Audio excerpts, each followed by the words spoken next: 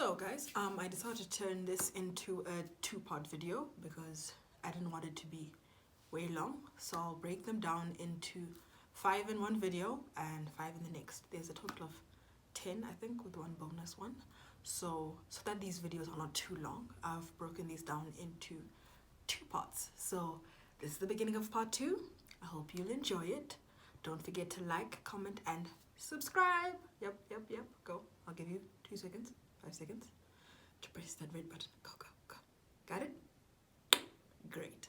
So welcome to the family. If you've just clicked and you've listened, welcome. If not, and if you're already a part of the family, welcome back, guys. So yes, this is part 2 of money mistakes we should avoid, and let's get into it.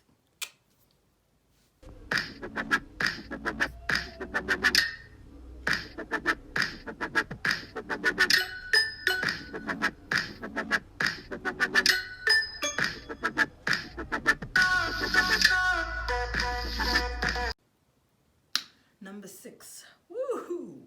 One of my faves. Never lend money to someone that you're not willing to lose. Right. Guys, please understand. Your husband, your boyfriend, your wife, your girlfriend, your friend, your sister, your parents, they can take you for a mug in the sense where they'll borrow money from you and it will never come back. Yeah, don't take it personally. Because, yeah, humans can be awkward things. Yeah, don't give money that you're not willing to lose, because not everyone is sensible with their money. Not everyone thinks that it's necessary to give money if they've borrowed it, unless it's like an official agreement. It's been an agreement. What am I saying? Even when there's an agreement, people still think, you're my friend, Chomi, but you're my sister. I still need money though. Like, you needed it, so why do you think I don't? So yes, please don't lend money that you're not willing to lose, because 9 times out of 10 it's not coming back. If it comes back, great. Please be that person who borrows money and gives it back. That's great. Because guys, it's painful to lend someone and then they say, oh, bring it back, I'll get it back in 2 months, and it never comes back. Don't be that guy. Number 7, which leads to the next one. Don't be a guarantor for anybody. Like, unless it's your husband and you know how the money is moving around the house, or your wife, and you know that we are on point with our finances and we are both very honest about where money goes and how it comes and how it goes. Yes, that's the only person I would say I would consider it. Anybody else, unless, like I said, you know how this person moves, how they spend their money, where it comes from, where it's going, and how it moves, and there's no like holes in between, don't do it. That's the easiest way to end a relationship. Because guys, in these courts, I've seen these stories, so many of them. You have clients coming in and these people are probably the best of friends a year ago, but just because money got involved, it went to the pits. Because guys, money changes people. Like, it's not exactly, actually, I don't know if it changes people. It just shows you who people are with certain things. It's not always a good thing, because suddenly they can turn on you and become a whole different monster. And now you're here. So please don't. Save your relationships. Be it with your siblings, your parents, your friends, your husband, your wife, girlfriend, boyfriend. Don't do it. Like with me, that messes up my credit rating. My credit rating is very important to me. Like, I'm not about to mess it for nobody. So please don't. Like, let's respect each other. Right, money mistake number 8. Oh yes, this one. I think I followed this before I even knew what it was. Don't keep money in your wallet that you don't intend to spend, because you will spend it. Like, most of the time I walk around with like $10 maximum in Zim. If I'm in Gabs, it's probably like 100, 150 in case anything goes wrong. And I have my bank card just in case. But yeah, it's not every place that you can use your bank card, so I'm kind of safe. When you keep money in your wallet, for some odd reason, it itches you. Like, it calls your name. And next thing you know, you're in a supermarket buying a pair, or like supermarket buying shoes, drinks or whatever that you really didn't need to do. Especially if you're in a country where there's like shopping malls in abundance. Yeah, they'll really test your discipline, eh? Like you say, oh, I'm going window shopping, I'm accompanying a friend. You'll come out there with more bags than they do. So, please, avoid keeping that money unless you're going somewhere and something's happened and you need that money. Don't keep it. And once that thing's passed, please put that money where you can't reach it so that you don't spend it. Because if you're not careful, you will spend it. Next thing you know, you went to the supermarket to buy tomato sauce and you came out with groceries. Like, you don't need it, but for some odd reason, every time you go into a supermarket, you feel like you have to spend it. Unless the queue's long. Then, yeah, don't do it. Number 9. That's so funny. Spending money on an item that you know you can do without. Like, I think we've all done this at least once. We do it at least once a month. Like, you know, there's that thing you know you really don't need right now. You need it. You want it. You don't need it.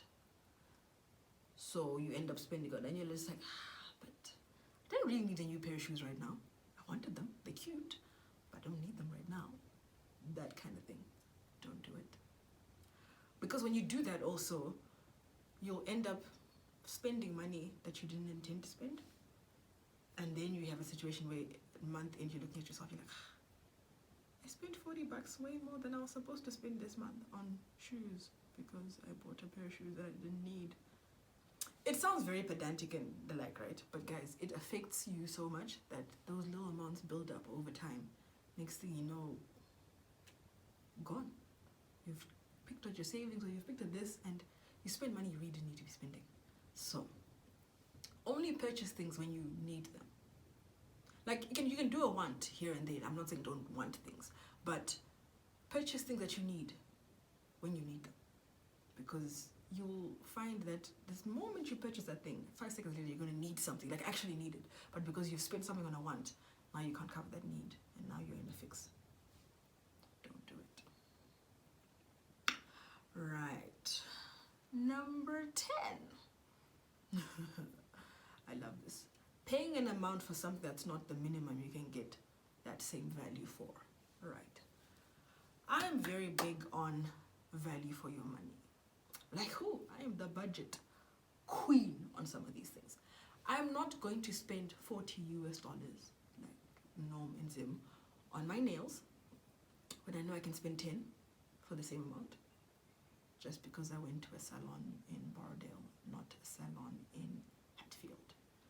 Like, no, I'm not going to do that. When they come out the same and they last the same, if not longer, from the Hatfield salon, no, I'm not going to do that. Like, guys, like, these things have to make sense. Like, if I'm going there and I'm getting like a massage and I'll get like gel nails and everything will be like top notch and there'll be extras in it, and cool beans. But they also must last, those nails that I've done. Because I can't be sitting here and saying, I need to get my nails done twice a month if I go to that store. But that twice a month costs $80, where twice a month at the other salon costs $40. And it's still the same length that I keep the nails. Then I'm doing the 40, not the 80, because I've gotten the same value. I just haven't spent that much, or I just didn't get an Instagram valid post. Like, let's be smart about this. We can still look fly and do all of this stuff, but it has to be at a price that makes sense. Spend money on things that are worth it. And when you're spending that money, it has to be value for your buck, or else you're just going nowhere. Like, you're doing nothing. Like, you're just doing things for the gram and the fact that you have it. Don't do that. Unless you have the budget for it, then go for it. But nah, that's still spendthrift. No, don't do that. That's a very bad habit to have. Just because you have the money doesn't mean you should spend it. That's how people get rich. They don't spend money they don't need to spend. Remember that. And you'll be grand. And the bonus one is when you consistently spend money, more money than you earn. Please, guys, let's not do this, because that's how you come broke. If you know you make, let's say, $1,000 a month. This is just a figure that's easy. You can't have expenses be tinkering on 900, because it means you barely have anything to save Or if you've put your savings aside, it means you're now broke because your savings is about 10 to 20%. No, I said 20%. So if you're 900, it means you're 90% of your salary. But if you put 20% aside, it means you spend 10% more than you have left. That's too much.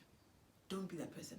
The way people become rich is they keep more money than they spend. Right? Just that. But even before that, you need to not make lifestyle updates because your salary has gone up. If your salary goes up, let's say it goes to 1,500, keep your expenses here at 800 because now you have more money to save. Act like that increase didn't happen. That increase now just goes to your savings and then pretend like you're getting paid 1,000 because that's what I do. That's how I've managed to, in the last 6 months, I followed it properly in the last 6 months and I've managed to build up my savings dramatically in a way that even now when my friends look at me, they're like, wait, what? You have money like that? I'm like, yeah. Because I decided that I was not gonna come kill myself and spend all these outings and what and save here. I've gotten a salary raise, but I don't get a life expenditure raise. I'll keep my expenses here so that all that extra that is coming in my salary raise now goes to my savings straight.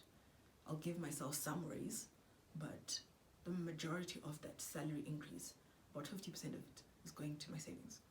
So that let's keep it above me, and then I can build faster. Because then that allows you to have more freedom to do things that you want to do without stress. Because guys, a good sis needs to look good and not be broke and not have to look for a blesser, okay? Like if someone has to bless me, great, that's fine. But I want to have my own money that I spend and I want to do what I want, when I want, however I want to do it. So if I've put money aside properly, I will be able to do so. So yes, ladies and gentlemen, let's be those people who are financially intelligent. This is actually one of the main reasons for this series that I'm going to be doing. I would like us to build up our financial intelligence. We deserve great things. We deserve those holidays to Bali or Thailand or whatever, right? To do that, we need to be saving properly so that we still have money when we come back home from that trip.